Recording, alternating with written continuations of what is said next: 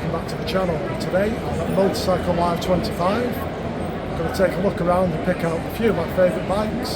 So if you want to come for a walk around with me, stay tuned and see how I get on.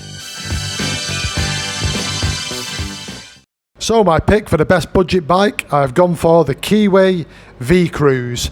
Personally, I think this is a superb looking machine and offers a great entry point into the world of motorcycling. All the styling, all the design features are really on point, the proportions. This is a bike I would happily ride myself. I've owned a Kiwi in the past and I can say hand on heart, I never had any issues with it whatsoever in 3 years. So the reliability aspect is not something which would concern me. I think it offers great value for money and a great looking bike. So my pick for the best new bike, and there are quite a few new bikes at this show, I've gone for the Triumph Trident 800. This bike looked magnificent on the stand and it was getting a lot of attention. Again, I think the proportions of the bike and the styling look really good on this, especially the rear seat cowl where the light is. I think that looks really good. I think this is one of those bikes which you will have a smile on your face when you get out onto the A roads and the twisties, because you can open it up and throw it around a bit. I think it definitely got that kind of personality of a bike. I've never actually ridden a Trident, so for me, I would be keen to try one in the future and see if it does live up to the expectations which I have in my head. But yeah, best new bike, I would go for the Trident. So for the best scrambler in show, I've gone for the Royal Enfield Bear 650. For me, this is a great looking bike and kind of the way I like a bike, stripped down and just the bare essentials, so not a tech fest. I am actually going to be testing one of these bikes on the channel in the next few weeks, so stay tuned for that because I look forward to really putting it through its paces.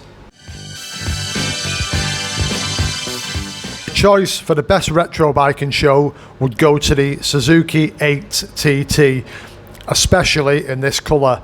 This green looked absolutely phenomenal under the lights and I think it would look even better out in the daylight. It's got a kind of 80s retro kind of look to it, but I think there is a couple of manufacturers seem to be using the 80s for their designs of bikes at the moment, so it's definitely in vogue. I think it'd be an ideal bike for around the cities and a bit of fun on the A roads. My choice for the best adventure bike in show would have to go to the Honda Africa Twin. Having recently tested one of these for a couple of weeks, I can say that wholeheartedly these are an absolutely cracking bike to ride, and there is very, very little to dislike about these bikes, but there is an awful lot to like about them. They are absolutely superb on or off-road. For my best surprise bike in show, I have to go for the BSA Thunderbolt. When I first saw this bike online at the EICMA show, I genuinely did not like it one bit. When I turned up a Motorcycle Live and started walking around the stand, I really was blown away. This bike is so much better looking in the flesh, and this is definitely a bike I would love to test in the new year. My choice for the best niche bike in show would go to DOT Motorcycles. I spent a lot of time on their stand looking around all of their models, but this one in particular really jumped out at me. I love the colour and there was plenty of design features throughout the bike which I think made the difference over others. The frame was a work of art, these tank pads looked really nice in the flesh, the seat was great. So if you're looking for something a bit wild, this is something I would definitely say to consider. My choice for best superbike would have to go to the returning Suzuki GSX-R 1000, seen here in the 40th anniversary colours. Personally, I'll probably go for the yellow version. The red and white version is not something that really appeals to me. The bike is subtly styled and that is definitely something which appeals to me. It's not over the top and in your face. Obviously the Suzuki GSX-R has been a firm favourite of superbike riders across the world for years. My choice for best cruiser in show would have to go to the Harley Davidson Street Bob. Now, I own a Street Bob and I love that bike, but sitting on this one in particular with the forward controls and the swept back handlebars was just unbelievable. The position was so comfortable. I'll probably say it's the most comfortable bike I've ever sat on, and that is not an over exaggeration. I genuinely think I could ride this bike for hour after hour and never ever tire of being on it. The new range of Norton motorcycles seem to be the most polarising topic at the show.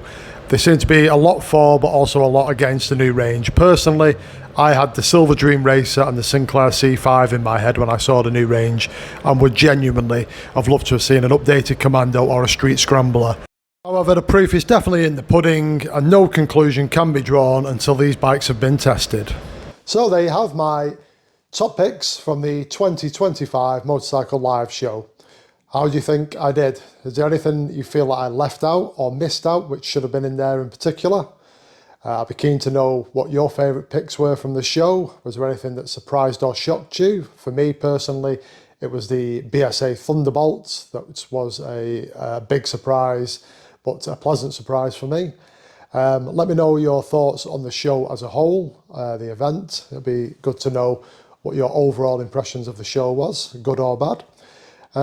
Hope you've enjoyed the video. If you did, please like, comment and subscribe below. Remember to keep it shiny side up, and I'll see you all in the next one.